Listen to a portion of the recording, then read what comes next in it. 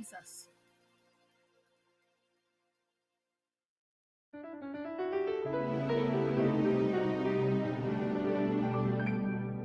Jesus is real. I know the Lord. He's real to me. Yeah, he's real.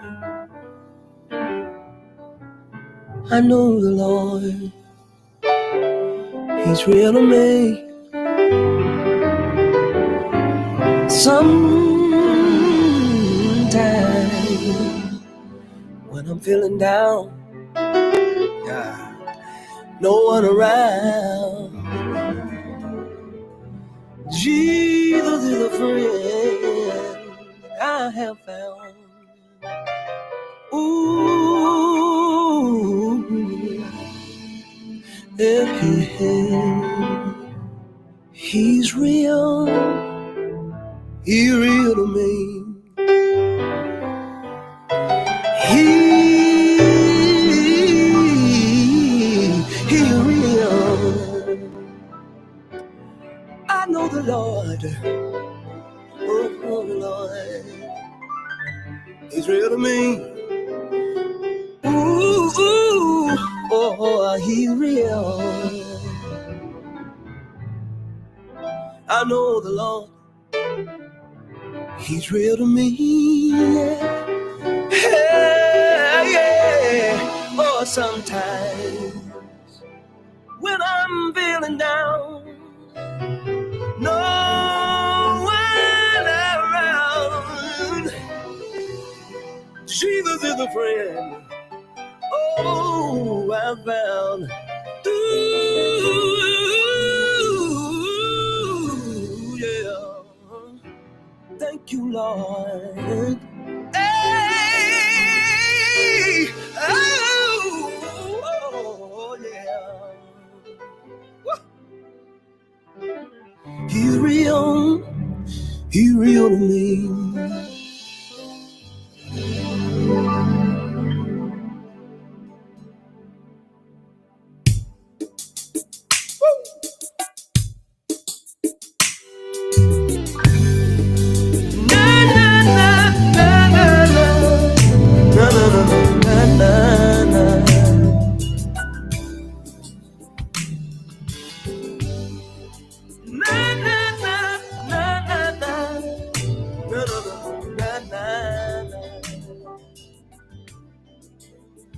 He's real. Yes, he is.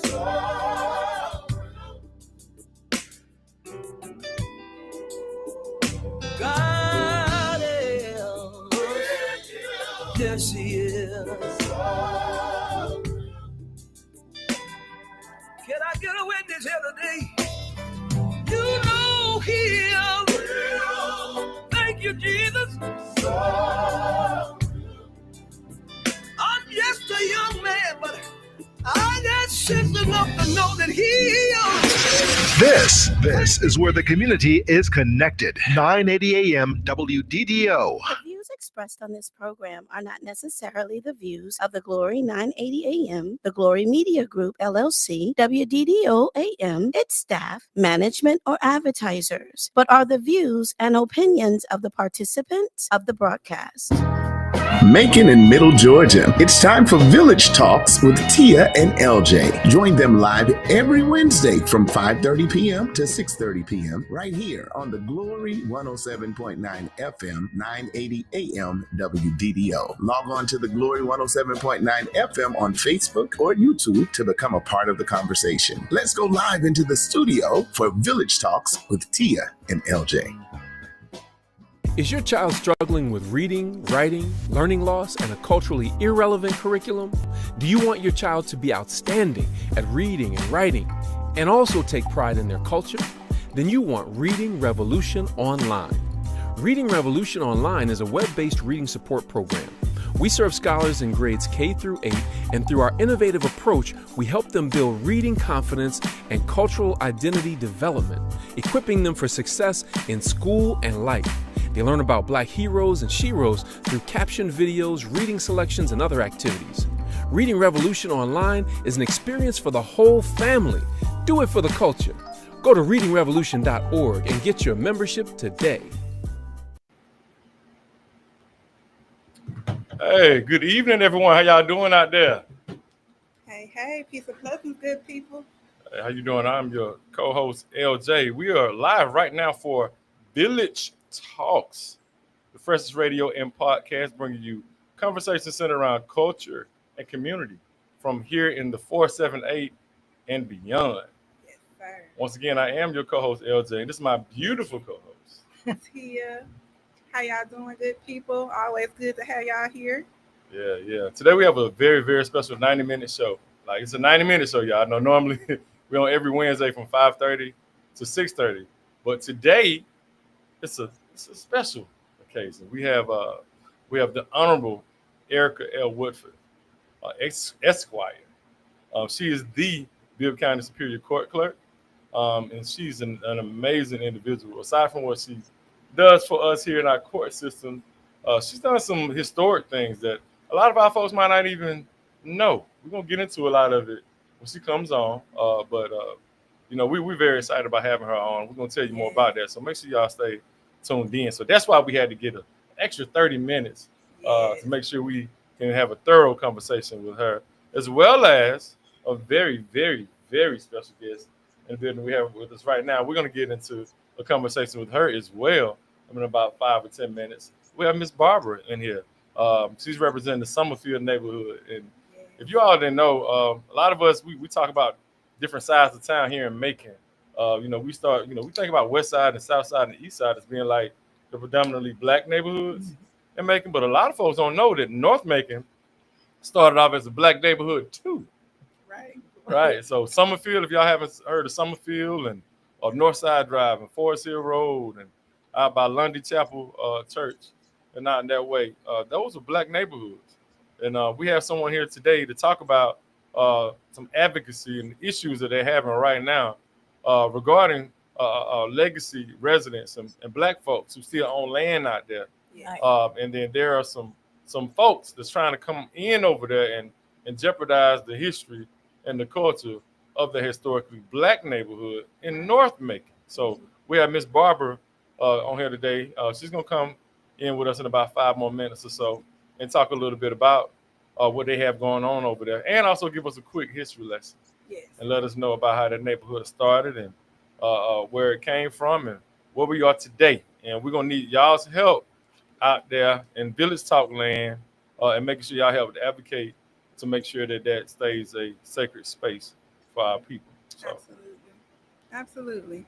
And just to kick things off very quickly, we have someone joining us in the comments. Miss Crystal Rum Jackson says, good evening. Thank you so much for tuning in. I know we got an early start. Hopefully everybody paid attention to the fact that we started at 5:15. But so we are happy to have you here. And then I just want to go through a rundown of some of the things that are happening in Macon this week and on into next week. So today, the Houston and Bibb County NAACP will be hosting a gubernatorial candidate meet and greet at First Baptist Church, New Beginning Center in Warner Robins. This event will run from 6 p.m. to 8 p.m. and it offers the community members a chance to hear directly from candidates, including Derek Jackson, Mike Thurman, Jason Estevez, and Olu Brown. Several candidates, including Keisha Bottoms, Chris Carr, and Burt Jones, will be appearing via video presentation. If you wanted to head out to that event, the address is 210 Garment Street in Warner Robins. And again, that will be happening today from 6 to 8. Next, we have on Sunday, the Faith as a Dreamer screening. As part of the 20th annual Macon Film Festival, the documentary The Faith of a Dreamer will be screened at the Macon Theater at 2:30 p.m. In his directorial debut, Khary Payton tells the story of his mother, Gwendolyn Payton, who was denied her art degree from Mercer University in 1968 due to racial discrimination. The film traces her decades-long fight for justice and healing, culminating in the eventual restoration of her degree. So tickets are available. Make sure you go out and see that. Again, that'll be this Sunday, August 24th at 2:30. And then next on the same day, we have the Keeping It Fresh community event. Barbers on Duty will be hosting that event on Sunday, August 24th. It will start at 3 p.m. They will be offering free haircuts and food for youth and families. The community event aims to foster positivity, confidence, and back to school readiness for Macon's youth. This event will be taking place at 3862 Pinano Avenue in Macon, Georgia. Again, that'll be Sunday at 3 p.m. And then finally, on Monday, August 25th, there will be a Macon Bid Planning and Zoning meeting. This meeting will take place on Monday. The pre-hearing starts at 12:30 and the public meeting begins at 1:30. Miss Aisha Warner Ellen, I'm sorry, Miss Aisha Ellen Warner. No, I'm sorry, Miss Aisha Warner Ellen. I'm sorry, I said it right the first time, y'all. Y'all got to forgive my pregnancy brain. And Miss Barbara Rogers will be speaking to address zoning concerns during the 1:30 session. Residents are encouraged to attend and engage in the public commenting process. So again, that will be at the Macon Bid Planning and Zoning meeting. That is at the Macon Mall. And again, the pre-hearing starts at 12:30. And with that, we do want to lift up our accountability check segment. I mean, it kind of goes along with everything we'll be discussing from Ms. Barbara Rogers to the Honorable Erica Woodford. How can preserving our community's history help us create a more just and engaged Macon for future generations? So again, that accountability check question is, how can preserving our community's history help us to create a more just and engaged Macon for future generations? And with that, we want to lift up our community voice with Ms. Barbara Rogers, and we also have Ms. Aisha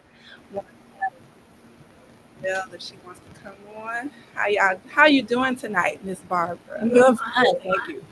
You look beautiful. Thank you. Thank you. Yes, ma'am. Oh, we have a little echo, Tony. I know it might be coming from Miss Barbara's. Okay, he gonna get it fixed for her. Yes. And in the meantime, we want to just go ahead and kick off the questions. Can you share a little bit about the history of your neighborhood and its significance to Macon's heritage as the granddaughter of A.D. Tolliver?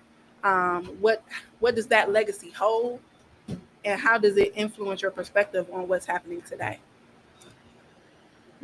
Well, it really started after slavery, when there was two members in that community received property at the time. One bought his from the master, and the other one, his name was Lundy, his son started the first black hospital in Macon. And he received 20 acres of land on Old Lundy Road.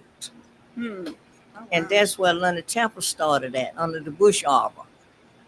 And so my grandfather, when we first found him on census, he was in 1880. He was 18 years old, and he was working on the plantation and as a dairy hand. And that was it's been a long time ago, but he worked there for a while, but they were smart. And he married, and then he bought his first property in 1894. He bought 100 acres in 1894. Wow. And that's how this Tolliver started.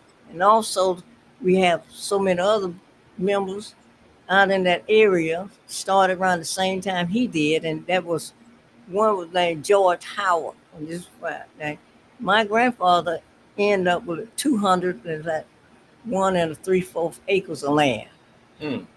And George Howard, they ended up with 535 acres of land, which was from, at the time it was Holton Road, now it's Arkwright Road, from there to Riverside to Northside to London Road. And then other people had property. That one man, his father, they had 100 acres of land at the end of Forestry Road to Westland Drive. Well, they was farmers, and he was in World War One, and so we end up with over 1,200 acres of land owned by black in that area. And where the school got from over there to the River Leaf, what was called Summerfield, the area there was Summerfield. Right. And it was just like a little town because they had a judge and had everything over there. And that was naturally, it was plantation owners, and that cotton, they was right there to the railroad where they could ship the cotton to Atlanta. And my grandfather and the men in that community said it was too far for the children to walk. Okay. From there. So he sold an acre of land to the Board of Education, and they moved the little school, Summerfield Colored School, over on Forest Hill Road. At the time, it was London Road. It changed. And after then, a few years later, they changed the name from Summerfield over there to Riverleaf Drive. Wow. And that's how that comes Summerfield for our community. I'm going to show y'all a picture if y'all can see it. I don't know if y'all can see. And so, and that is how they got the name Summerfield for the black. And it's like, even now, I have been a seamster all my life, and I worked different places. And the last place I worked was Joseph and Neil's. And when they closed, I'm walking around and I was thinking, if my grandparents made it in 1894, and 100 years in 1994, I can go home and make it too. So I put a shop in my home. And I was working, there was Roland Neal was the manager there, the Neal's Clothing. And he introduced me to a lot of people living in that area, because other lady lived over there by Mercer, Channel High. And he said, because they're not going over there. So I sold for judges and mayors and everybody, lawyers and doctors, everybody but the Indian chief. And when I found out, when I was sewing, the black would say, I didn't know black folk lived out here. And then the white would say, how long have you been living out here? And I said, well, how much time do you have for me to tell you? And I had to start to tell them, the start was 1894. Wow. 1894, that is. Yes. That's a long time. And, and now today, it's amazing, like what 100 years will do, Right. And how fast things can change. That's Right. right. So we be talking about, like some of the neighborhoods today can get, the word is gentrified, when you get other folks to move in and displace and move other folks out. Right. And now things can happen as fast as a couple of years, 2 or 5 years, and you see a big change in these neighborhoods. You would never know. Right. And that's why it's so important for us to understand these things. That's right. Because then we can appreciate our culture so much more, because, I pride myself on knowing a lot of history, local history, national history, black history, white, all history. Right. And, this is something that I really just found out recently. Shout out to my guy, Sherman Kine. He let me know about Summerfield. We went down to the library one day at the Washington Library. Yeah, and Miss Muriel Jackson down there. Yeah. And she was the first person to tell us about Summerfield, and it was a black neighborhood and stuff. Right. And and now, hearing from you and then Miss Aisha, how much more history it is. And Miss Aisha was telling us something, that's interesting. A lot of us that are from Macon, we've heard of Tom Hill Senior Boulevard, and a lot of people don't know who that person, Tom Hill, is. Who was Tom Hill, and why is he important to this story? Tom Hill, I guess he was important because he married into the Thorpe's family. Mm-hmm. And also his daddy had property out there, which he sold some land to the blacks. And there was a lot of people in different places who would not sell land to blacks. And so he came and he married, like say, to the Thorpes. And you see all these streets named Thorpes, Cobbins, and all that, Wimbush and all, they were plantation owners in London. And so that's why you see all these names, because Northside Drive name been changed for 3 or 4 times, because it was street out there when I was growing up was London Road. And then at one time when I researched, it was one Forest Hill was London Road, then it was River Road, which I researched found out. Okay. And then Northside Drive was London Road. Then it was VC and L Road, and then they changed it to Northside Drive. Okay. VC and L was Virgin, Carver, and London, all three plantation owners. Mm. That's how that name. That's what it meant. Okay. Okay. So you dropping it right now. We sure appreciate it. And well, we need to get into what you're here for today, other than giving us this great history. We love this history. Shout out to Miss Aisha. She's on with us. This is your niece, and that's your niece. Miss Aisha, she your niece or your cousin? She your cousin? Okay. Aisha, can you hear us? I can. Hello, everyone. How you doing? You are the director of Keep Making Beer Beautiful, and I think it's so beautiful that you come from such a history such as this. This is incredible. It is a rich, beautiful history that I'm proud to be a part of. Even though I will admit, when I was younger, I didn't quite get it and understand it. It was just a place where Summerfield and out in that area, it was just a place where my grandmother and Barbara are actually first cousins. It was just a place where my grandmother grew up, and I would occasionally, regularly go out and on weekends when she would go visit her aunts and other family members. But I didn't understand the rich history, to be honest with you, until later into my adult years. Okay. So what's going on right now? We know that there's some things going on. You told me and T a little bit about what's happening, and that's why y'all are here in regards to someone is trying to put something on some land out there. What's happening? Yes. Well, a developer has purchased, and some of the land in which they've purchased years ago was a part of between either the Tolliver family or the Howard family, depending upon where the lines are drawn. I guess Barbara knows that part better than I do. But now developers have purchased that land, and they are looking actually on the street where I live, Hall Road. They are looking to put a car auction facility or lot. Literally, it would be directly in front of my house if it is approved. And so right now, it is the hearing. And this will be the third time we've gone before planning and zoning. But the hearing, because what they're trying to do, it's currently zoned residential, and they're in order to put this car auction facility, they're trying to get it rezoned from residential to commercial. And that's the part that we are protesting about, for them to change that to commercial, and then not only change it to commercial, the type of commercial business that they're wanting to put there. And so several of my family for the last month, each time we've gone, it's been deferred as far as the hearing. And so we will reconvene again this upcoming Monday, August 25th, at 12:30 for the pre-hearing, and then 1:30 the hearing. That's where the public can speak.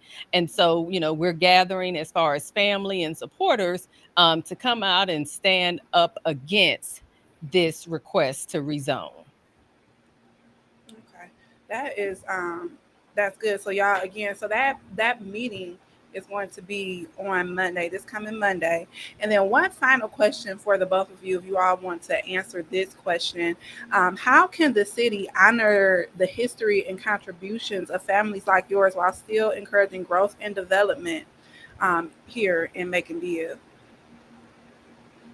You want Barbara to go, or I'll let Barbara go first? You both can kind of answer it. Yeah, but one thing they could do, they should respect the homeowners, and because they have enough commercial property, Father, because at one time Hall Road was owned all by black. And while they're doing that now, where he got his, that's part of George Howard's place. It was sold, but it's enough on Riverside that he can do what he want to do if he wanted to. Right. But to come to put that in front of home is a disgrace and a spit in our face. And absolutely, we are not going to take it lying down, I tell you. Oh, most definitely ain't going to do that, Auntie. You Auntie now, you didn't know that. Yeah, we ain't doing that. No. Yeah. Miss Aisha, did you want to add anything to that? Yes, I definitely want to add to that. And I'm going to even add another twist to it. And this is for my family and all other families who have legacy and let that legacy go. I even myself, when I think about growing up in my early adult years, my 20s and my 30s, I wish that if I could go back and turn back the hands of time, because there's been other development, even at the corner of Hall Road and Riverside Drive, that has come even since I've been living there.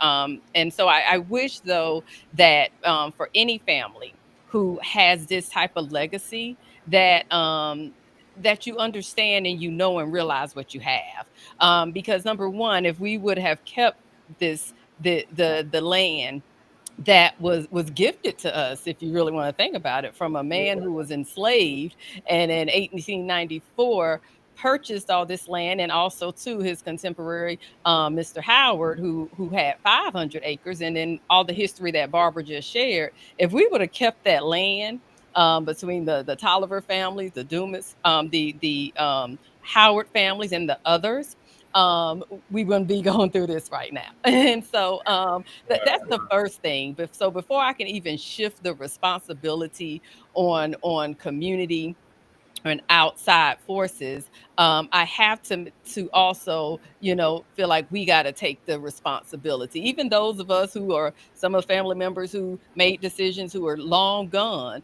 it's impacting future generations. And so that's the first thing. We have to first understand and preserve our own history and legacy. Because if we don't, then we will be in situations such as this. And so, I put a post out and I said I started it off with all my life I had to fight. I should not have we shouldn't have to. Barbara, myself, my other cousins, family members, we shouldn't even be in this battle right now, because the battle was fought by A.D. Tolliver, prior to any of us. But here we are right now. So we got to take responsibility as family of legacy to make sure that we're preserving our legacy. Because if we don't, outside forces will come in and they won't have the care and concern about us the way we do. Absolutely. That's for sure. It's true. Yeah, that's powerful. Go ahead. No, I was gonna say, yeah, this is very powerful. We need, if you can't put it in the chat, Miss Aisha, again, and let us know again. Just repeat it for the folks that want to support. For all of y'all who are listening, if you can make it to the planning and zoning meeting, all these meetings and board meetings that we have in the town, aside from the commission meeting, shout out to Ms. Lucas. She's always talking about the water board meetings. There are a lot of meetings that we need to make sure that we're at. But this one in particular is what we're here for, and we need to show our support for this historical Black family, and for all of our folks, that are going through this, because if they do it to one, they do it to all. So let folks know again what date this meeting is and what time they should be there. Yes, it's this upcoming Monday, August 25th. The hearing starts at 12:30, and then the public hearing is at 1:30. That's at Planning and Zoning, which is located inside the Macon Mall. Enter from the Mercer University side, the entrance that you would go into where the armed forces are and where the new library. That's where the Planning and Zoning office is. So August 25th. Either if you want to come at 12:30 or if you want to be there at 1:30, we'll be there for both hearings, of course. But it's not just about our family. It's about any community. You don't have to come from, a family that has had, hundreds and hundreds of acres. It could be, if I tell people, if you see a planning and zoning sign pop up anywhere in your neighborhood, I don't care if you own, rent, it doesn't matter. It still impacts you. If you see that sign pop up, you better reach out to planning and zoning and find out what's going on. Absolutely, y'all. And that's why it's so important to stay informed and educated. And we'll just go read a few comments. We got people who have been on listening to the information. Bomani. I'm sorry, but first, I'm so sorry. I'm so sorry too. Okay. No, I just want to say, we want to say thank you. Yeah. First of all, to Miss Barbara, and I want to say thank you to Aisha for y'all bringing this and being here with us today. We have Miss Erica Woodford. She's going to come on, and she got some more history to drop for us. But this is a perfect start to this show. We have you getting a lot of support right here. Tia's about to go through Thank these you. comments, and there's some Thank folks that are saying they're going to be there for Good. sure. And we're going to be there. We're going to make sure some folks are there. So Right. thank you so much, Ms. And Barbara. Right. Thank you. Ms. Barbara. Thank Thank you, you. Ms. Aisha. We Thank appreciate y'all. you. Thank y'all. Thank you so much. Okay, and just to go through the comments, Bomani Haru Shakur says, "Educate to liberate." We have AK Dre saying 100 acres. We also have Miss Jarita Larry saying, yes, she's giving us the scoop. AK Dre saying major gems. An auction facility, they're trying to slap us in the face. Yes, that's what they're doing, y'all. So we have to make sure we stand up and fight. Miss Dorothy Ellis Ridley says, that's right, Mrs. Rogers, stand up. Miss Tina Denard says, hello, yes, respect. And let me see, I missed one that I really wanted to read. Oh, here we go.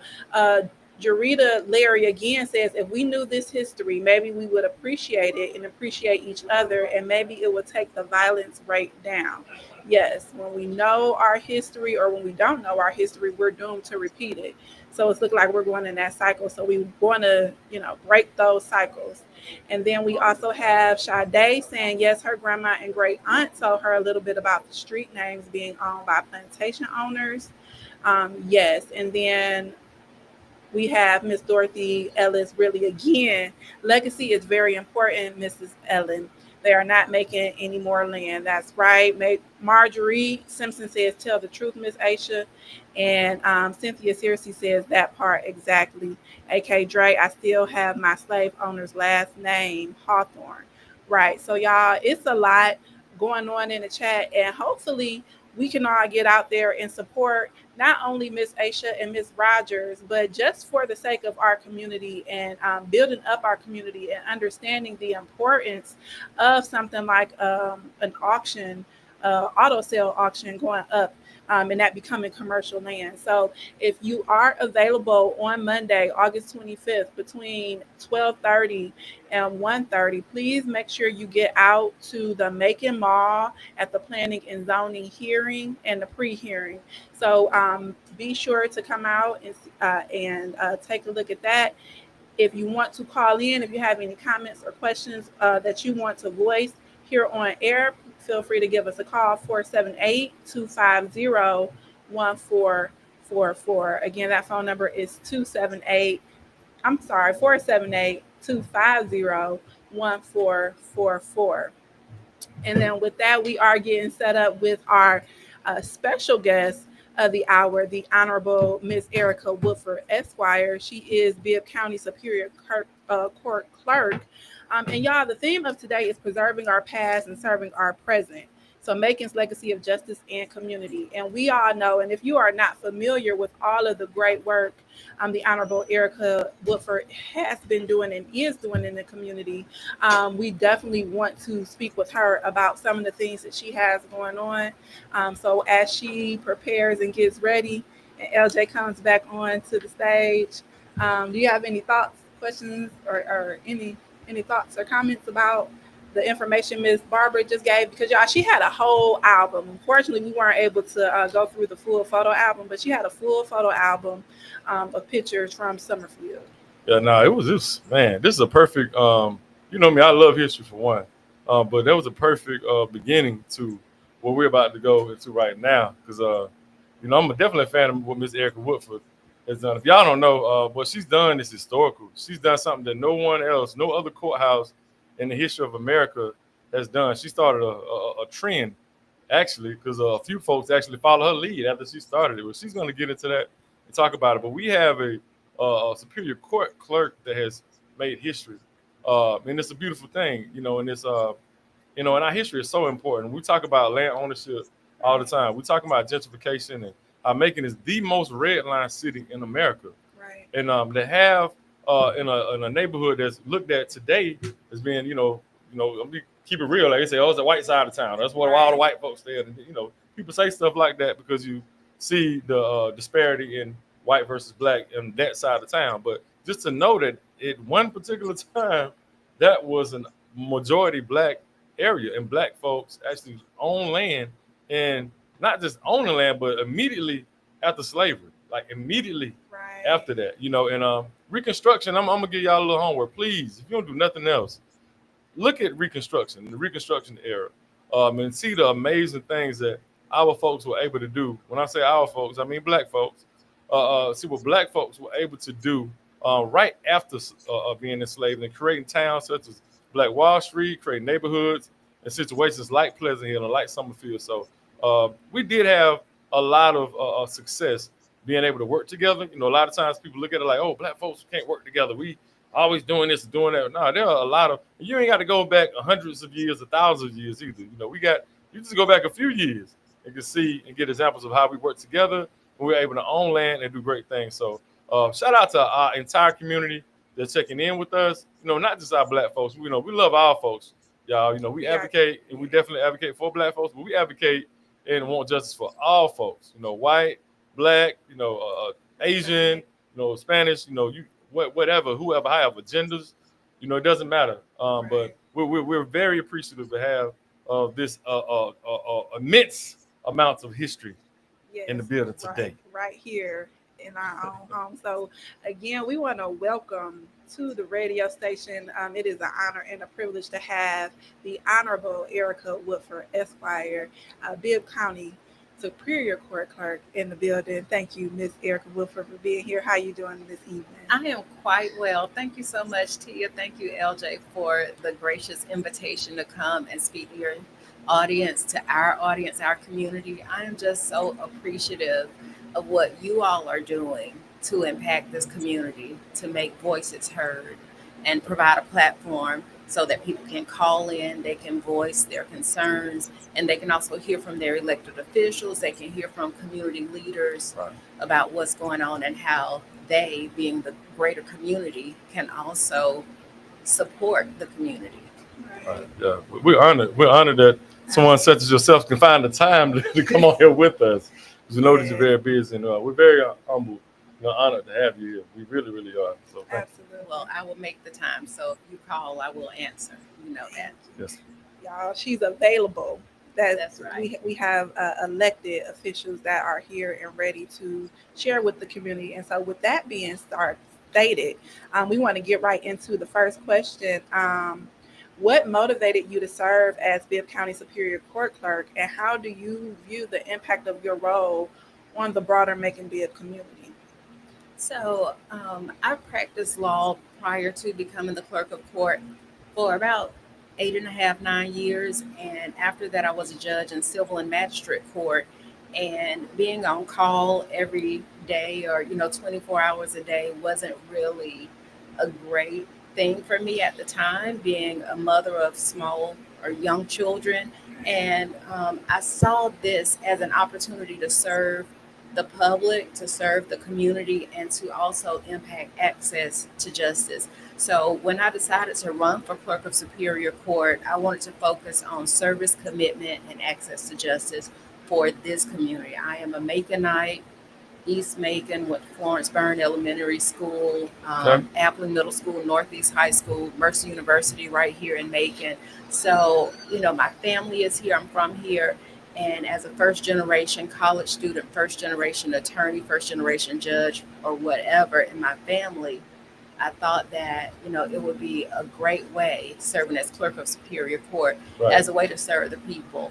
It's not a glamorous position, and really most people don't even know what the clerk of Superior Court or that office does. But it has significant impact on the community, significant impact on the justice system, and how cases are processed, how people are treated. And so it was just important to me to be able to serve in this capacity, so that when people are coming to the courthouse on what is probably their worst day, they can see a friendly face that will show them respect and will process their papers and their pleadings with precision. I love alliteration. And who will just provide that professional service for them, so that, again, they can feel respected and like they're treated fairly. So you must have been doing a great job from your very beginnings to where you are now, because someone is in the chat saying that you used to be their probation officer. So I was never a probation officer, but I was an attorney, a court-appointed attorney. There is another Woodford who is a probation officer. okay. But I may have represented someone. I've represented a lot of people in the community. Okay. Either through juvenile court, I represented children in delinquencies and deprivations or defects cases. And I was also a court-appointed criminal defense attorney because I felt like, we need to honor the Constitution. And the fact that you're innocent until proven guilty. If you're guilty, prove it. If someone is guilty, prove it. But otherwise, we need fairness because we've seen times in our past, in this history of this country and this community, and we still see it now, where, people are just looked at and a judgment is given based on a look. Absolutely. And that person isn't given a fair chance in court. So Right. Yeah, absolutely. And to speak a little bit, and just to kind of dive in a little bit more, because you said that your goal is to impact access to justice. You also stated, however, that most people don't know what you do in your capacity as the Bibb County Superior Court clerk. Can you speak more to what you do in your role and how it impacts the community? I sure can. And I sent over some slides. I don't know if you could see them, but the first slide tells of our mission statement. And I just want to read that because it's very important to know why we're here and what we do.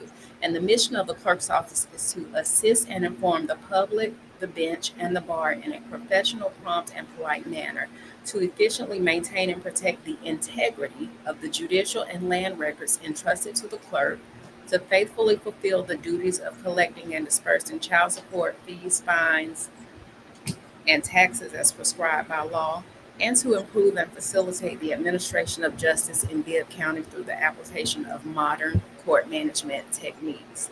So that's really a mouthful, but my duties as the clerk of Superior Court vary. There are just so many things that we do in the office that people do not know. So as the elected clerk of Superior Court, I am the official record keeper of the county. So this position was created in the Georgia Constitution before many other positions were created. You had your clerk of court, your probate judge, your tax commissioner, and your sheriff. So the clerk of Superior Court is responsible for maintaining all court records within our jurisdiction. So that could be family law records, civil records, criminal felony records, property disputes. We also manage all the land records. So all of your land records, deeds, liens, anything dealing with land is filed in my office. And I have all of those records dating back to 1823, even when humans were considered property. And we'll get to that later. Right. As the clerk of Superior Court, I am also the jury clerk. So I manage the county master jury pool. So we have a jury pool of about 110,000 citizens. And so if you're called for Superior Traverse or trial jury, I probably sent you that invitation. Not probably, I did. You most definitely did that. Grand jury, state court jury, and civil court jury, and sometimes even probate court jury. So I manage the entire county jury pool. Let's see, I'm also the court-ordered payments receiver. So that means any court-ordered payment, that could be child support, fees, fines, restitution. Those payments are made into the office and we disperse those payments. So to child support recipients, or if you were the victim of a crime and somebody stole something from you, and that is paid into our office and we send the check to you. Right. Let's see. We also handle, I'm the appeals administrator for the Board of Equalization. The Board of Equalization is where citizens can contest their tax valuation of their property. So if the tax assessor says that your property is valued at, I don't know, $250,000, but you feel like your property is not valued at $250,000 and you don't want to pay taxes on that value, you can come before the Board of Equalization to have a hearing. So I make sure that we actually have a board, which is comprised of 3 citizens who are property owners. Those board members are trained. The hearings are scheduled. The notices go out. So I'm the appeals administrator of the Board of Equalization. Okay. Let's see. Also, passport manager. So we have a passport office in the courthouse as well, so Right. that you can apply for your passport. Mhm. And I believe that sums it up. There are many hats, and I keep saying but I have a team Right. of about 35 people. So Right. I don't do it alone. I surround myself by talented, brilliant, kind, courteous, professional people who effectuate the goal and mission of the office. They make sure that it's seamless and that it runs like clockwork. So Right. I'm very fortunate to work with a talented team.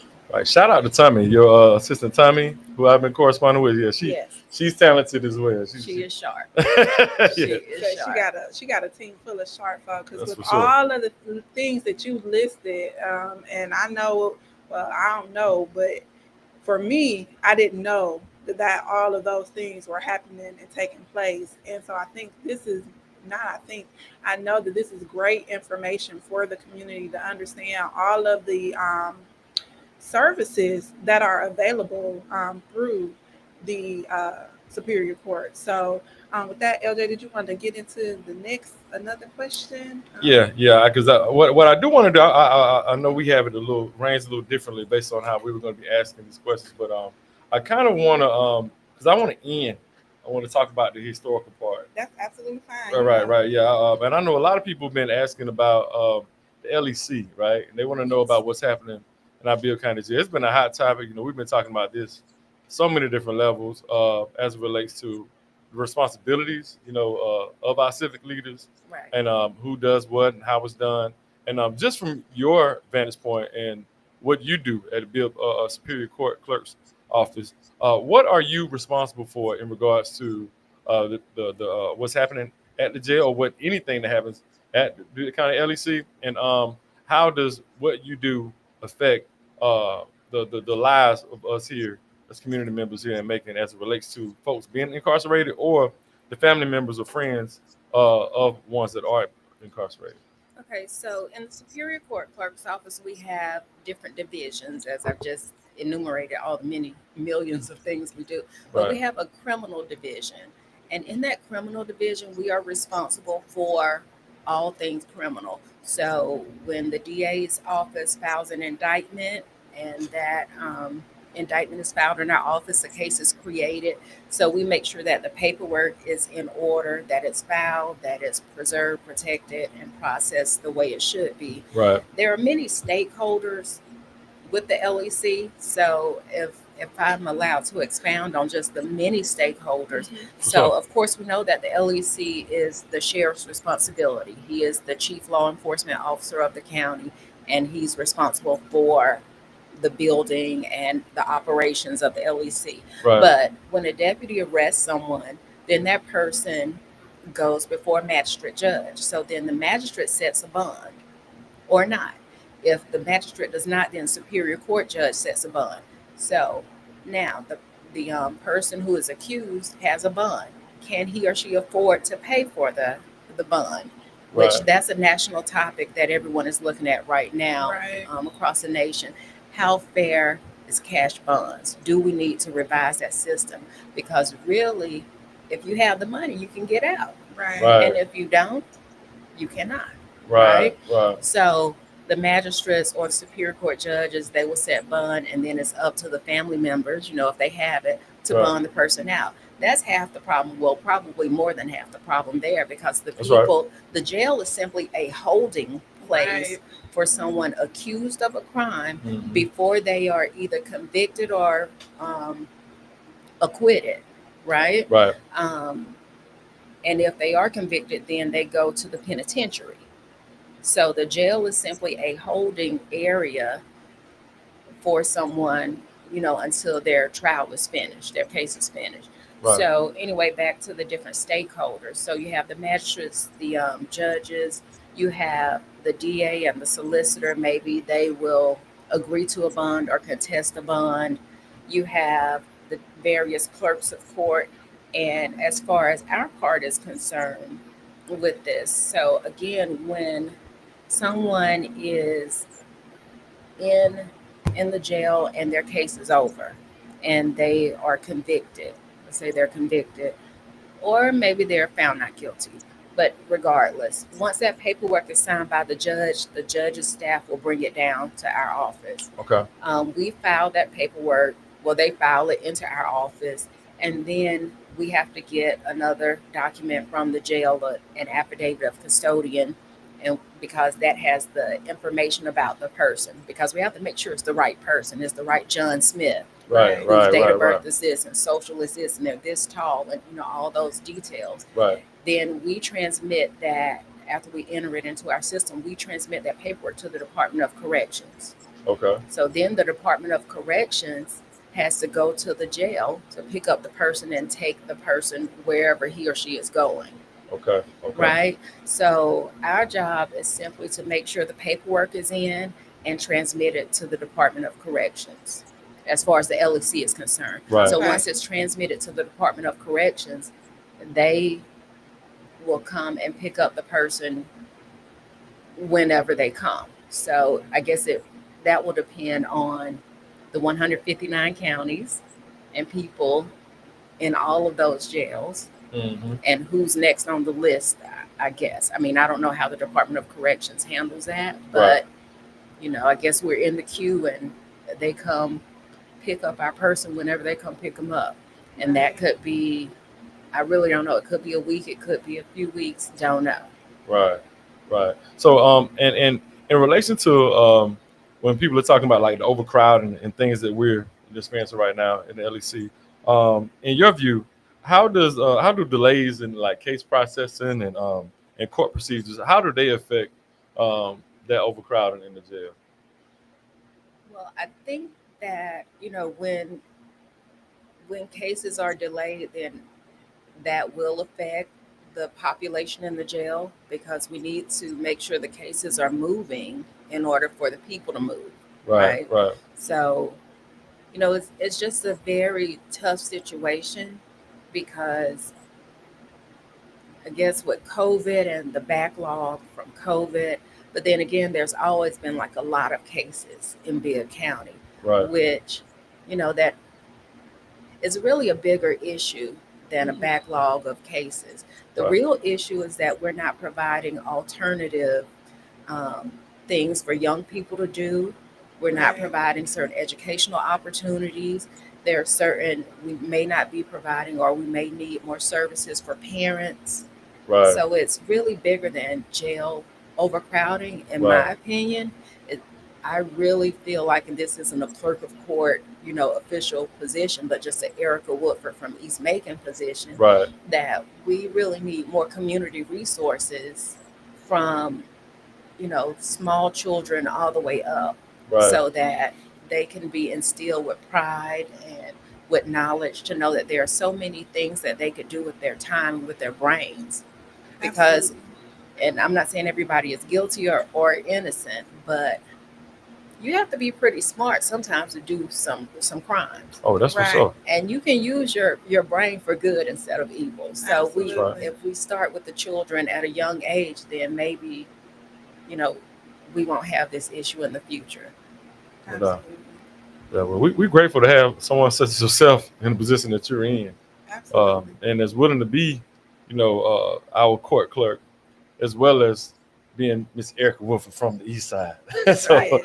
so we know you actually have some integrity, and character that you bring to your position, and we appreciate you. Thank you. Absolutely. And when you speak to like just that whole aspect of youth development, early childhood education, and even just resources going up to adulthood, like workforce development and preparing parents or providing resources, I think those things are definitely necessary. There are a lot of organizations, and a lot of people aren't familiar with some of the organizations. And then we have, just a whole other ordeal with some of the organizations not really reaching out and having that community engagement component that is necessary for those that need it the most. Right. But one of the things that you spoke to when you're talking about like just delays in the case handling and processing is the jury duty and civic engagement. Because I know a lot of people feel like jury duty is an inconvenience. They don't want to do it. They get something in the mail, they're gonna try to find a reason not to be a part of the process. Would you describe the importance of jury duty to justice and democracy, and that being a necessity, a very important part of civic engagement?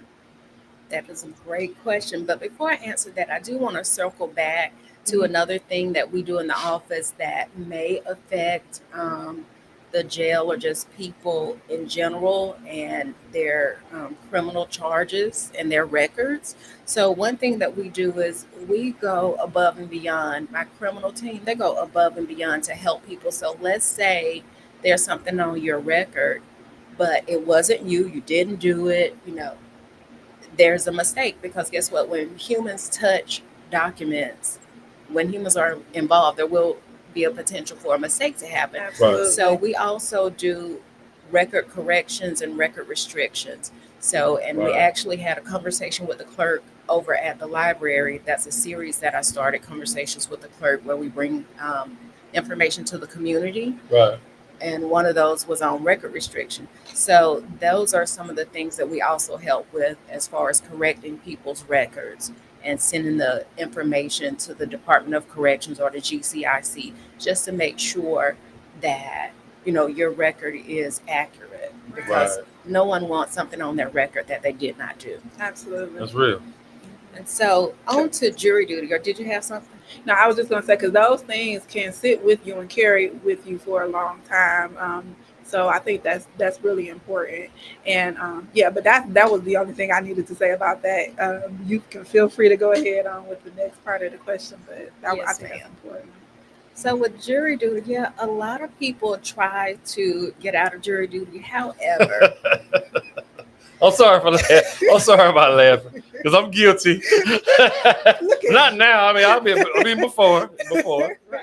Yeah, don't send them people after me, Miss Wood. Let me make a note so that I can send you No, an invitation. I'll show up. I promise I will send you an invitation in the mail. So I try to make that process very painless. So as painless as possible. I try to treat the people with respect. We have coffee, we have snacks, we have bottled water, and I keep it light, although professional. And I make sure that people get paid. They get those little payment cards. But jury duty is so important because we have this document called the Constitution. That's right. It gives us all to a fair trial by an impartial jury of our peers. Real. And what does that mean? That's a cross-section of the community randomly selected to show up and serve. Right. And so your peers is somebody in your community.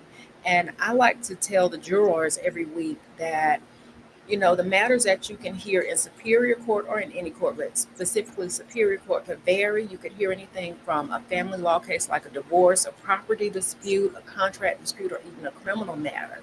And if it were you or your loved one, you would want a fair trial. Right. And so it's very important that we have representation from the entire community.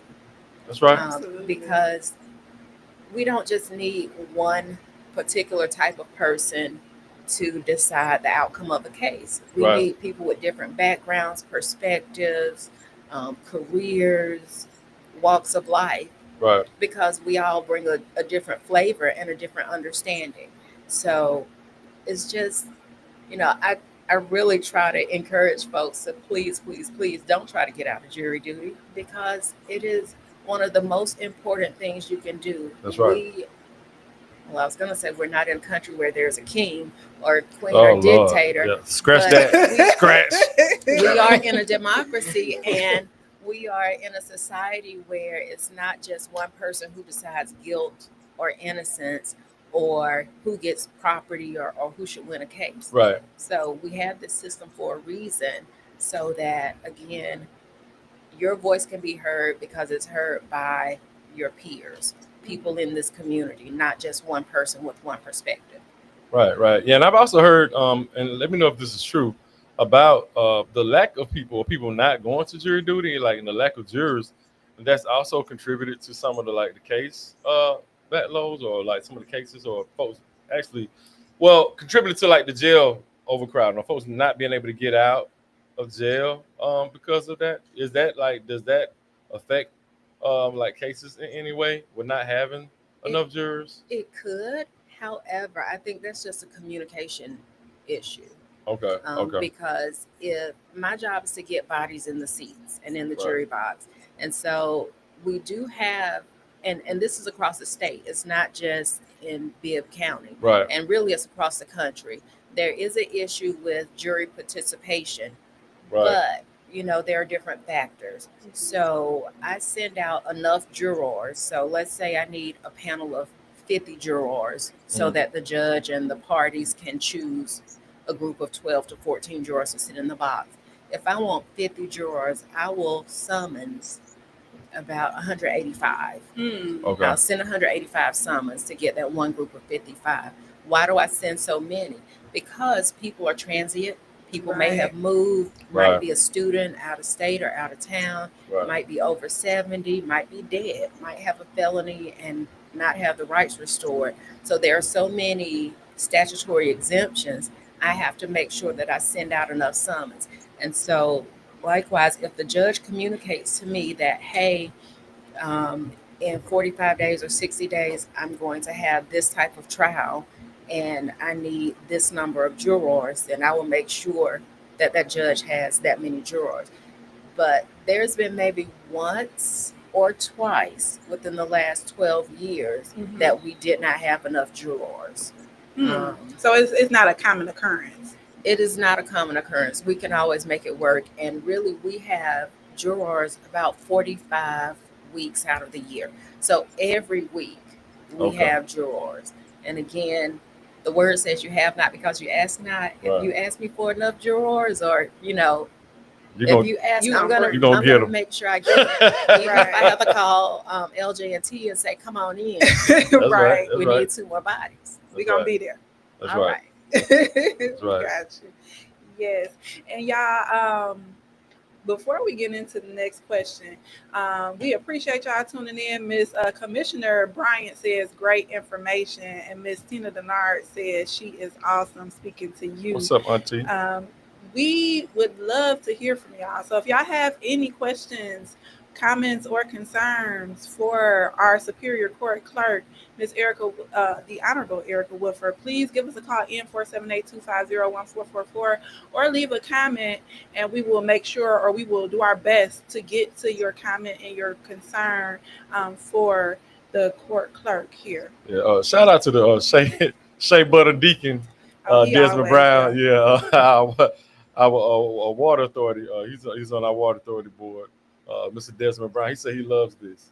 And, Awesome. yeah, and also brother Chuck Henderson. He's our recurring mental health specialist that comes on our show with us, and he works with the youth with the Chester Community program. But yeah, he said much love to you, and you saved him from House and County. I don't know what that means, but Miss Jarita Larry told me that she needs the baby to stop taking my words. I'm so sorry. I try, but she get the best of me sometimes, y'all. So I'm working on that. I'm trying to do better. And then Miss Aisha Warner Ellen says, thank you, LJ and Tia, for allowing us to share on your platform. We appreciate you and Miss Barbara, Auntie Barbara, for all of the wonderful information that you both provided. Y'all check out the comments. All the information for the planning and zoning meeting is in there. So be sure to check that out. And then Commissioner Aisha also says that Commissioner Stewart says, thank you both for all that we do. Thank you for all that you do. And for always fighting the good fight. We appreciate that. Yeah, so yeah. All right, Mr. Desmond, we're about to get into it. Look at he's ready. Has she found more records on slavery in Middle Georgia? So we're about to get into that right now, y'all. Before we do that, I'll let y'all know that yes, this is a radio show. We are on 107.9 FM. I know folks on the radio are like, yeah, we know that. We listening. Yeah, but we are 107.9 FM. Also on 980 AM WDDO.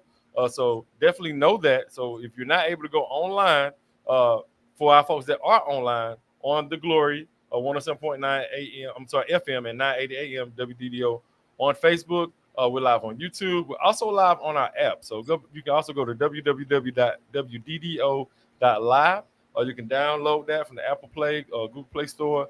You also can listen to us on that way. So this is going to be a lot of information, y'all. It's going to be some great information. So I'm quite sure you might need to go back and listen to some of this. So feel free to go back on YouTube or on Facebook at those pages we just mentioned, and go back and watch the show. All right, so I know I am, guys. It's gonna be some good information. Absolutely. And with that being said, we have to say this kind of to last. We got a little time too to talk about this. Too. Yeah, we got good time. That's why we asked for more time. Yeah, but yeah, you've done a project that is well, we end up finding out that is the first of its kind, in the history of America, which is incredible. But you began the Enslaved People Project.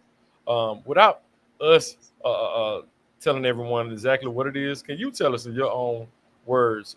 Because it's been incredible for us, me and Tia both, to witness what you've been able to do with that. Can you tell us, tell our people out here what the Enslaved People Project is, and how it began, and why you felt it was important to be pursued? All right. So the Enslaved People Project, I'll go from the beginning, and you can tell me to fast forward if I need to. Go ahead. But back in 2013, when I first took office, one day during some downtime, I went up in the mezzanine of the courthouse or in the clerk's office, and I pulled down one of the old deed books, and I opened that deed book, and inside, and of course we know what deeds are, they're property records. Right. So inside the deed book, I was flipping through, we're selling this house and that house. And then I saw a record that said, I, Alexander Bryan, am selling the following Negro girl, Harriet, age 11, fair complexion, long straight hair, warranted to be sound and well for $225.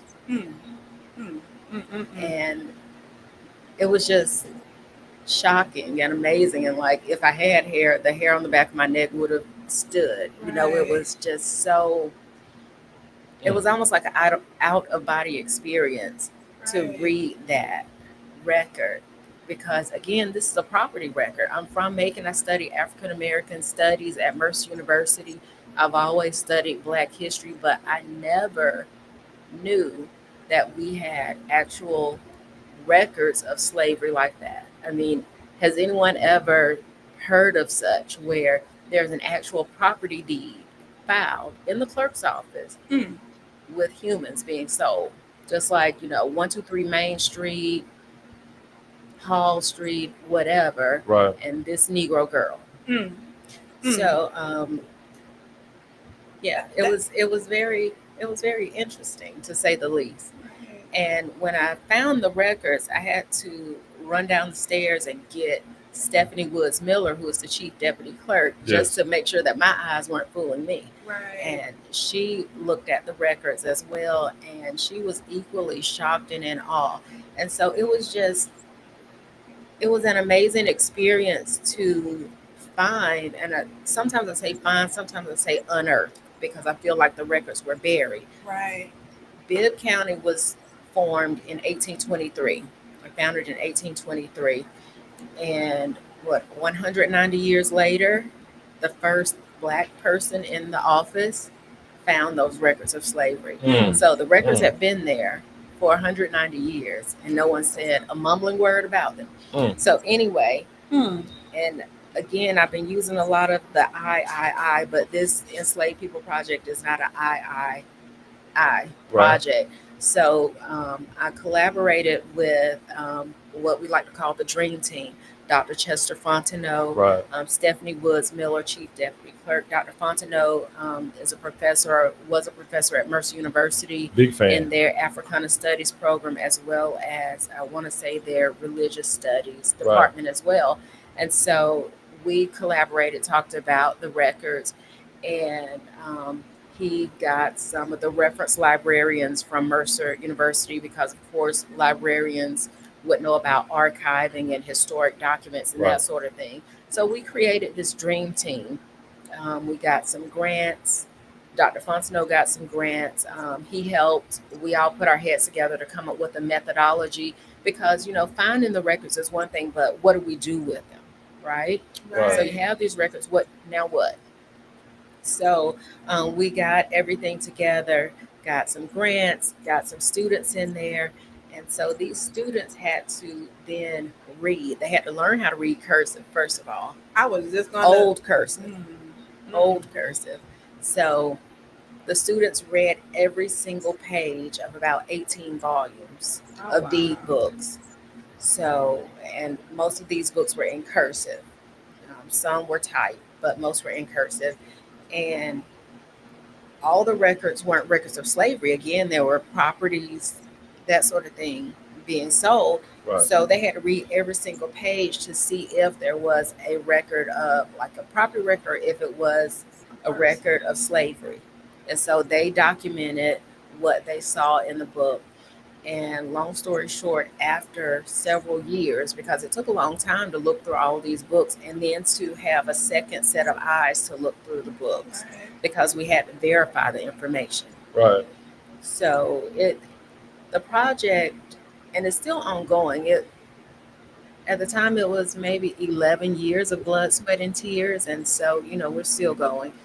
But we found about close to 1,000 deeds that sold anywhere from 1/2 interest in a Negro man named John to hundreds of enslaved people. And so we called it the Enslaved People Project as opposed to the Slavery Project, because these were people first who were enslaved. Right. Right. A slave is a thing, but these were people. That's right. Who were enslaved. So we wanted to give dignity and life and respect to the people who were here in Macon and who were enslaved. That's right. So again, we found about 1,000 records. And what did we do with these records? So the records have been scanned in, they've been digitized. They are on 2 different platforms that you can see for free. So one platform is in our regular record search, or our land record search software, which is eSearch, I believe. And I have a cheat sheet here with the websites, maybe. But anyway, you can go online at our eSearch platform and you can search those land records, and there's a historic tab with a drop down, and you can just look at all the historic books, and it just has all the pages, close to 1,000 pages in each book, right? And what's the website? I'll have to find it in a second. I'll give That's it to all right. you. It's all right. Um, Well, we'll put it in. We'll put it in the chat. Okay, perfect. But we also have a separate platform that is specific for the Enslaved People Project, and with that site, we partner with our land records vendor, so we have to have software to hold all our records, property, land records, court records. And so now we have this software where you can go on and you can search for free. So you can look at the Enslaved People Project. So it's all of these records of slavery and any ancillary or related documents. So for example, you can do like a dummy down Google search. So there's a search bar, and your office, they don't play for real. They just put it in the chat for us. It's in the chat. That's Tommy. Tommy is chat. Thank you, Tommy. Right. So you can go on this site. You have to create an account. You have to have a credit card to create the account, Right. but it's free. It's free to see, but you got to pay to play. So if you press print, you got to give me that money. Okay? That's right. Because the statute says that I get 50 cents per image. That's right. Well, not I, but the community. So you have to pay us for our images. That's right. But anyway, you can type in a name. So if you type in Harriet, then every deed record that has the word Harriet in it, whether Harriet is a buyer, whether Harriet is a seller, or whether Harriet is an enslaved person being sold. So it will have the buyer, the seller, the deed book and page, and then it will have the property description. And the property description would be Harriet, age 11, fair complexion, long straight hair, warranted to be sound and well for $225. Wow. So right now we have about 400 plus of those 1,000 records in the platform, because again, this isn't our day job, right? This is a special project, and we have to have specially skilled staff to do this. And we do have a historical preservation clerk who is dedicated about 50% of her time in the office to this project. The other 50% is moving those real estate and land records, because again, that's our day job, to make sure that our current records are filed in and processed. Right. But so she is putting a third set of eyes on it. So she has to read it and make sure that the information that the students and researchers gathered is accurate. Then she's putting that information in as well as any ancillary documentation. So what does that mean? She scours the library, like the old newspapers. So we have some deeds from the city of Macon, where the city of Macon, the legislature gave the city of Macon, I want to say $10,000 to hire a county clerk, not a clerk of court, but a county clerk, and to purchase 7 Negroes. So say, can you say that one more time? So that means that the city of Macon owns slaves. Correct. And so what did she do? Her name is Julie. She actually found the county, the city council minutes from that meeting. So we also have the minutes. So that's what I mean by ancillary documents or ancillary records. So anything that could be related to that deed.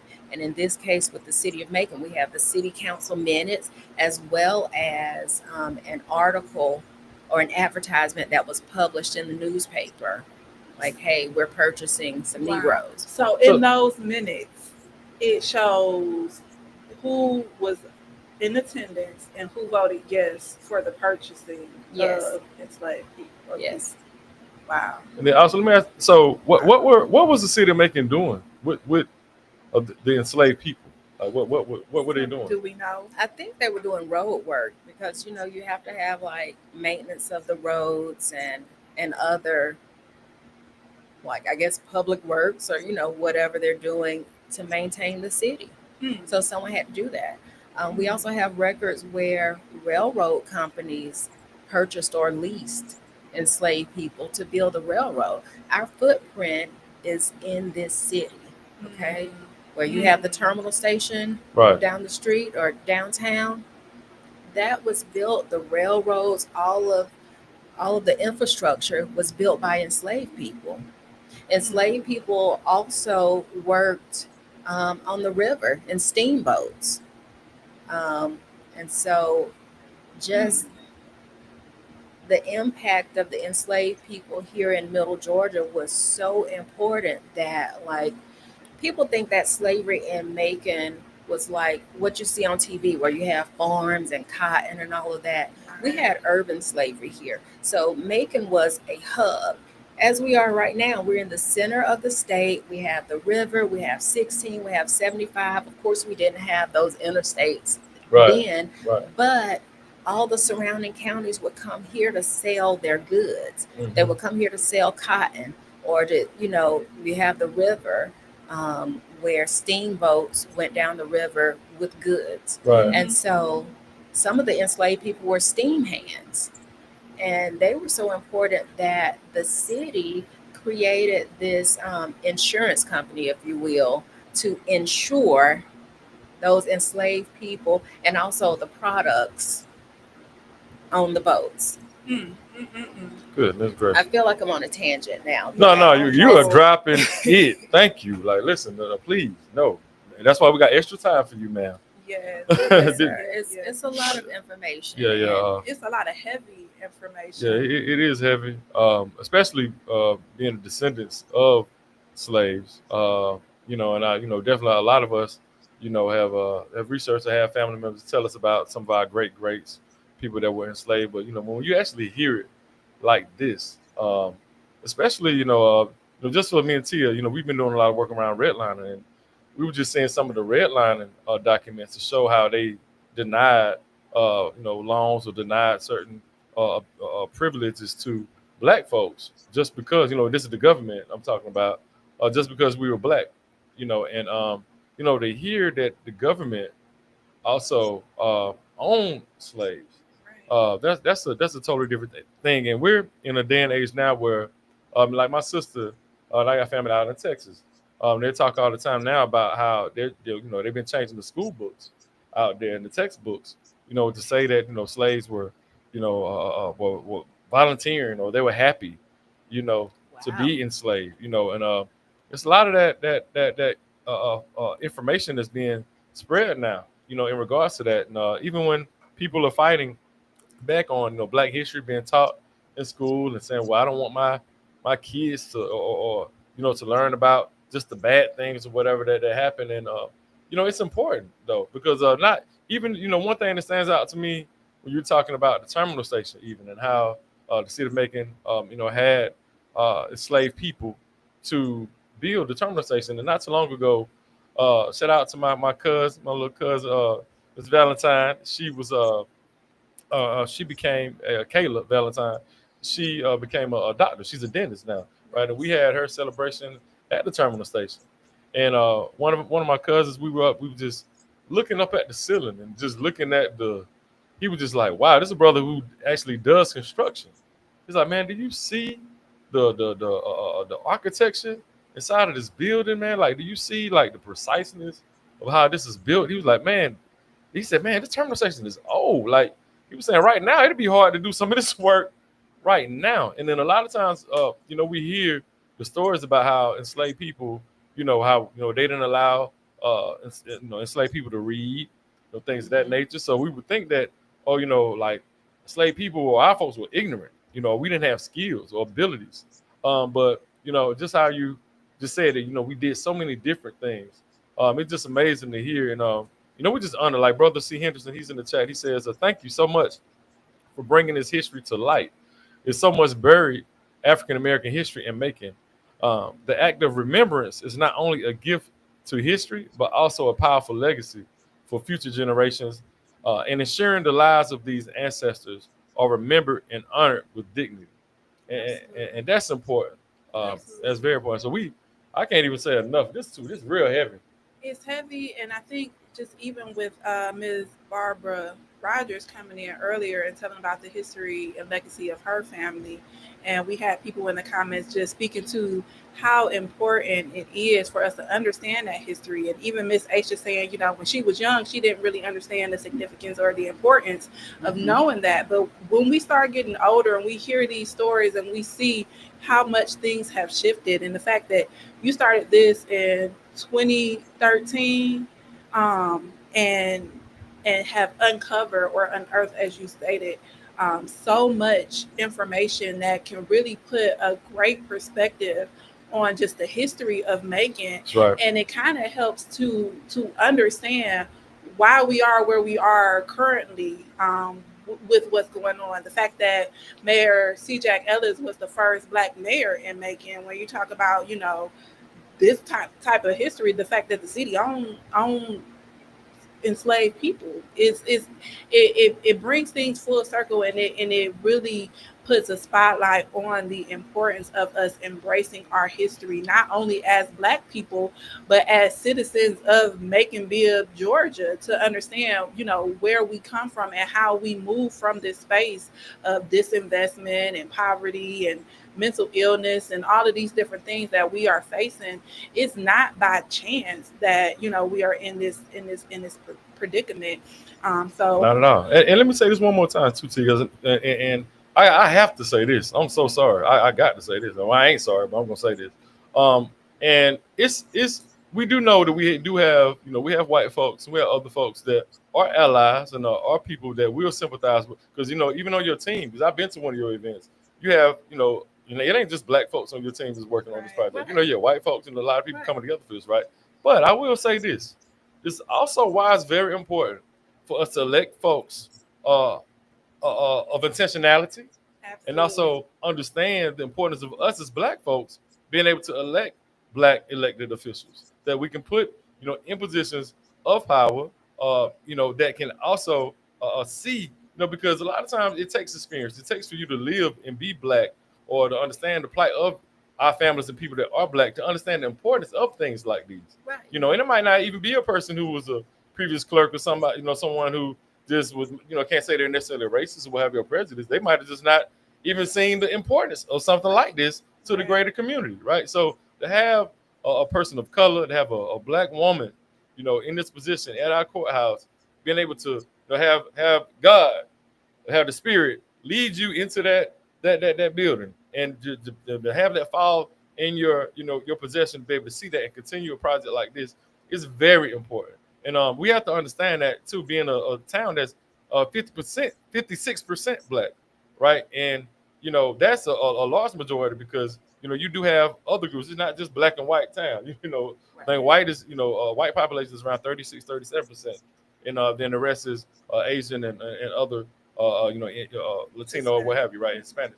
But this is very important for us as a greater community and majority black town to have this kind of information. So I just want to give you your flowers now for what you've done with this. And we thank you. Y'all. We gonna clap for you. And this might be the first. That's our first hand clap on Village Talk. But you deserve this. Seriously. Yes, thank you.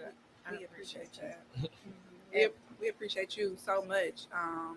And I just, because I wanted just to add to a little bit of what LJ said in reference to, you know, you unearthing this, because you could have easily saw Harriet's name and all the information and put that deed right back where you found it and kept moving like it was nothing. So we just appreciate your diligence and your intentionality again for everything that you're doing. Right. And we appreciate our folks in the chat too. Shout out to Miss Teresa Southern. Oh, she's the truth. Yes. Oh Lord, she gonna beat me up too. Oh, it's something. Oh, we got to talk about this. I'm so sorry. So sorry. We saw. Shout out to you, Teresa. You know, because she gave me a call. She pulled my coat test. She said, "Hey, look, I saw the article that you. There's something going on now about the Telegraph has been the legal organ for making for a while, and now yourself and a few other city officials have called to have them being removed as being the legal organ. And what is the legal organ, and why is that important right now? And why are y'all choosing to move in that direction?" So the legal organ is basically the newspaper. The legal organ is responsible for publishing your legal advertisements. So let's say there's a divorce by publication. So we need to publish that in the legal organ. The Telegraph has been our legal organ since the 1800s, actually. And so, but currently, well, over the last few years, there have been some issues. And I won't really go into the details of the issues, but I will say that the 4 constitutional officers, the clerk, the sheriff, the probate judge, and the tax commissioner have gotten together. We've read the statutes, and you know, it's time to find a legal organ that can publish the ads, run the ads during the proper time, has someone local in Macon, a human that we can contact if there's an issue, that will charge us the statutory amount and not overcharge us. And so, you know, it's just time for us to find a new legal organ. So we are in the process of looking at a few of those. We had a deadline, I want to say of July 15th. And and the Telegraph did not submit a proposal to be the legal organ by that deadline. And so we are in search. Yeah. And again, it's important because this is how you are notified. Let's say you've moved, but now this information is in the newspaper that, you know, someone is trying to foreclose on your home. Or sell grandma's house. Absolutely. Or whatever. So we need to make sure it's published properly and, you know, that things are done decent and in order. That's right. You sure you're doing that? Yeah. Do not play with our Superior Court clerk's office. You hear me? Across the board. They doing their job. They're doing amazing things. We're just here to serve. And y'all are doing a phenomenal job in the service to Macon-Bibb County. And we have about 5 minutes left. Is there anything that you want to share with the greater Macon-Bibb and Middle Georgia community in reference to what you're doing with the Enslaved People Project, what you're doing at the clerk's office, or just anything in general? So I have so much information. I'll just say, as far as the Enslaved People Project is concerned, I did write an article on it, and at the end of the article, there is a lesson plan. So this article can be used by schools and lesson plans to help teach students about civic engagement and about your elected officials and about history at the same time. We don't want to erase history. We want to promote it. The Enslaved People Project is not about shaming any group. It is simply about promoting the truth and promoting our shared history in this Right. community, which reflects the history of this country and, in fact, the world. Right. So we're just so happy. And again, we've had multi-race assistance with this project. right. And again, it's not just the Erica Woodford project or production. It's a host of other people, volunteers, Dr. Fontenot, Stephanie Miller, Ms. Brenda Sutton Williams, a lot of That's right. folks who've come together to That's right. promote this. And as far as the clerk's office is concerned, I've tried my very best to make this office accessible. One of the main goals was to take the mission of the office outside of the courthouse and into the community. And so we've done that by creating e-filing kiosks and search terminals at the local libraries. So in all the libraries, you can file your documents at a dedicated computer. We've started this project, Change for Justice, where I collect spare change and then I will donate it to these libraries so that if you're there to file your case and maybe you need to make copies, but you don't have the change, we have the change there for you. We have so many online options. We have, you can do your child support payments and restitution payments in our office online, BIB payments, BIBBPMTS.com. We also are over notaries, so you can go to gsccca.org. Right. And for your notary application, we have all of our court records online that you can access for free, Research Georgia or researchga.com. So you can look at those records for free. You can look at our land records for free. So, we're just here to help and to serve. We also have 2 projects, FANS and Property Check. So FANS is a statewide property search where you can get notifications. FAN stands for Filing Activity Notification System. So if something is filed on your grandma's property in North Georgia, you'll get a notification. So it just helps you to stay alert on what's going on with your property. We also have Property Check, which is Bibb County specific. So you can sign up for either of these or both of these for free to check your property. We're here. You can call us 621-6527. You can email us at superior.info@maconbib.us. And again, I am the people's clerk. I am always happy, willing to serve my community. So thank you so much for having me. Thank you so Thank much. you for You being are here. doing that. Yes. Okay. Thank you so much. Shout out to your office. If you're on the chat, go in, or if you're on the radio, go to our Facebook page. You can see all the comments. They've been commenting all these different links that she's been talking about. So you can go back and check that out. But also, once again, go back and check out the show. It's being archived. Go on YouTube, on Facebook, or our app. You go check this out. We're so grateful to have had you on today, Ms. Woodford. And make sure that y'all check in with us every single Wednesday right here on Village Talks. Next week, we have Dr. Dominique Johnson coming in to talk to us about New Truancy situation and everything else that he has going on. So we appreciate it.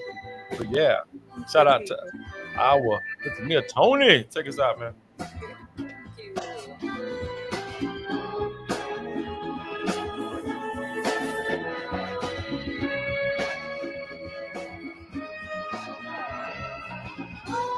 You've been listening to Village Talks with Tia and LJ. Join them live every Wednesday from 5:30 p.m. to 6:30 p.m. right here on the Glory 107.9 FM, 980 AM, WDDO.